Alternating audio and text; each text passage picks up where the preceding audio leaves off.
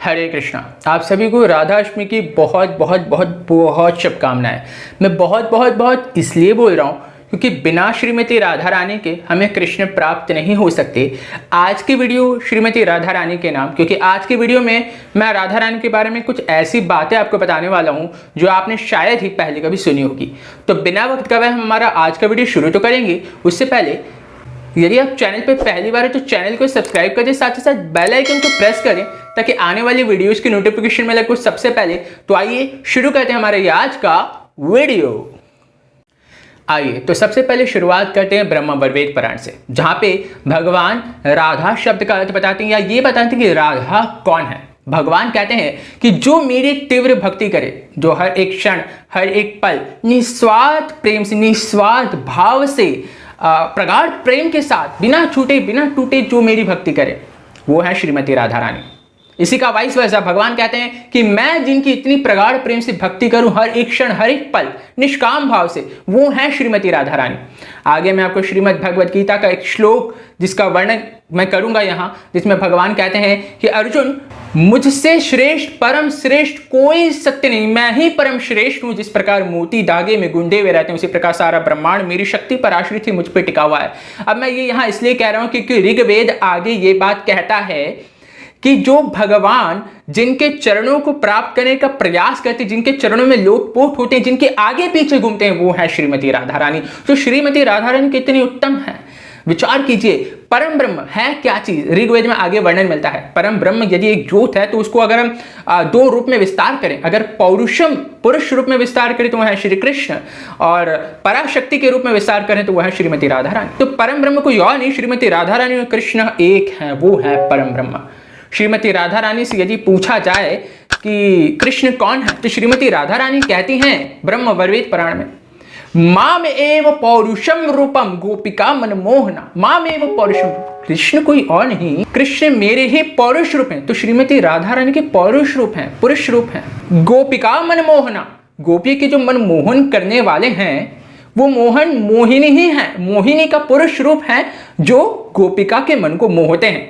आगे हम जानते हैं त्रैलोक्य पृथ्वी धन्य, जो निम्न तो लोक है, मध्यम लोक है, उत्तम लोक है, जो तीनों लोक की कैटेगरी है उसमें सबसे श्रेष्ठ है पृथ्वी, और पृथ्वी में सबसे श्रेष्ठ है वृंदावनपुरी, वृंदावन की नगरी। वृंदावन में सबसे श्रेष्ठ है ब्रजवासी, ब्रजवासियों में सबसे श्रेष्ठ है गोपियां, और गोपियों में सबसे श्रेष्ठ है श्रीमती राधिका रानी। और श्रीमती राधिका रानी से श्रेष्ठ कोई भी नहीं है, उनसे ऊपर कोई नहीं, उनसे श्रेष्ठ कोई नहीं है। तो आगे हमको वर्णन मिलता है कि श्रीमती राधा रानी कौन है। भगवान कहते हैं सत्यम सत्यम पुनः सत्यम सत्यम एवं पुनः पुनः विना राधे प्रसादेन मत प्रसादेन विद्यते। भगवान कहते हैं कि श्रीमती राधा रानी की कृपा के बिना, मैं सत्य कहता हूं, बार बार कह रहा हूं, मैं सच कह रहा हूं, सच कह रहा हूं, सच कह रहा हूं, श्रीमती राधा रानी की कृपा के बिना मेरी भक्ति प्राप्त करना मुश्किल नहीं, असंभव है। उनके बिना मुझे प्राप्त नहीं किया जा सकता। इसलिए मैं कहता हूं बार बार राधा रानी की कृपा है, राधा रानी की कृपा है। क्यों? क्योंकि श्रीमती राधा रानी की कृपा के बिना कृष्ण की प्राप्ति असंभव है। तो राधा रानी से कृपा से याचना करनी चाहिए। इसलिए मैं राधाष्टमी का व्रत रखना बहुत जरूरी है कि राधाष्टमी का व्रत हम करें और राधा रानी के चरणों में भगवान की प्रेम की कृपा प्राप्त करने की उनसे याचना करें, क्योंकि राधा रानी बहुत ही करुणामयी है। भगवान कृष्ण आगे कहते हैं कि जब कोई राज शब्द का उच्चारण करता है तो मैं वो श्रवण करने के लिए उसके आगे पीछे दौड़ता हूं। क्यों?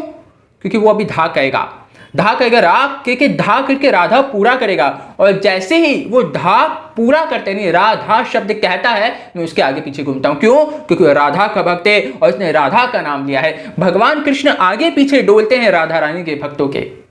तो हमारा अल्टीमेट गोल तो श्रीमती राधा रानी है, लेकिन उससे पहले हमें कृष्ण तत्व को समझना होता है। इसलिए हम कृष्ण की भक्ति करते हैं और कृष्ण की भक्ति से प्रयास करते हैं, कृष्ण की भक्ति से हम उनसे प्रार्थना करते हैं कि श्रीमती राधा रानी के चरणों को हमें, श्रीमती राधा रानी के चरणों में हमें स्थान प्राप्त करवाएं, और श्रीमती राधा रानी से हम प्रार्थना करते हैं कि भगवान कृष्ण के चरणों का स्थान प्राप्त करवाएं।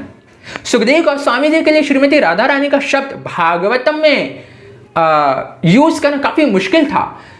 लोग काफी कहते हैं कि भागवतम में श्रीमती राधा रानी का वर्णन नहीं मिलता, वर्णन नहीं मिलता। क्यों नहीं मिलता? वैसे वर्णन है, पर क्यों नहीं, इसके पीछे एक रीजन है।